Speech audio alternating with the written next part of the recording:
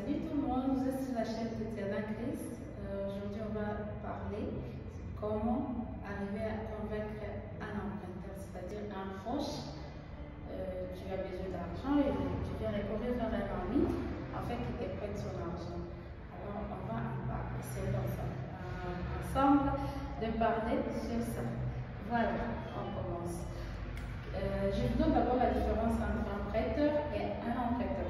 Un prêteur, c'est celui que tu vas aller demander l'argent, c'est-à-dire votre ami, votre proche, ainsi de suite. Et vous qui venez à l'emprunt, c'est vous l'emprunteur.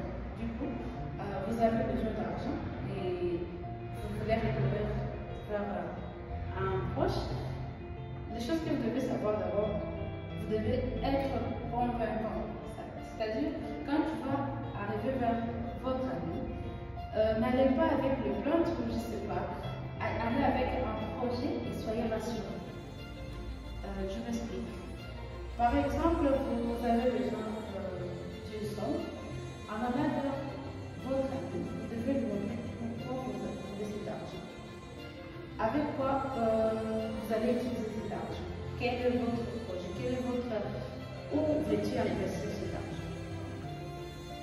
Vous devez lui montrer l'utilité et l'usage de cet argent si vous avez votre argent. Et de deux, vous devez aussi comprendre que lui aussi peut avoir des risques. Du coup, en état rassurant, en état précis, c'est ce que vous lui dites, ça sera plus convaincant et il verra l'utilité là et le besoin de vous emprunter cet argent. Et quoi d'autre? Vous devez aussi être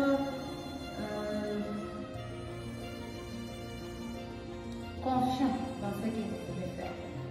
C'est-à-dire, n'allez pas vers quelqu'un, vous demandez son argent, sans savoir ou sans être sûr de ce que vous allez faire.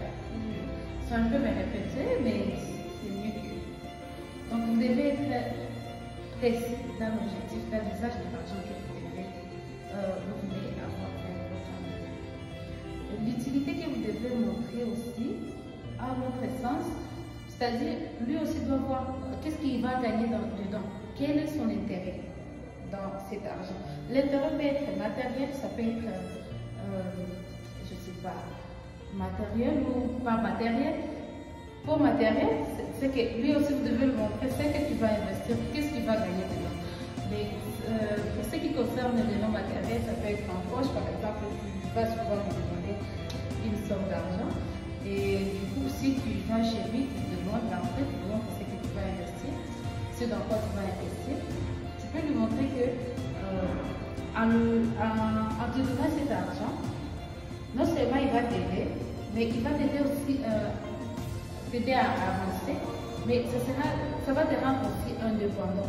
Et pour lui, ça sera quelque chose qui est comme un gain. Je ne sais pas si ça sera un gain, parce que ça sera comme lui alléger un peu la tâche, étant donné que vous recourez toujours vers lui.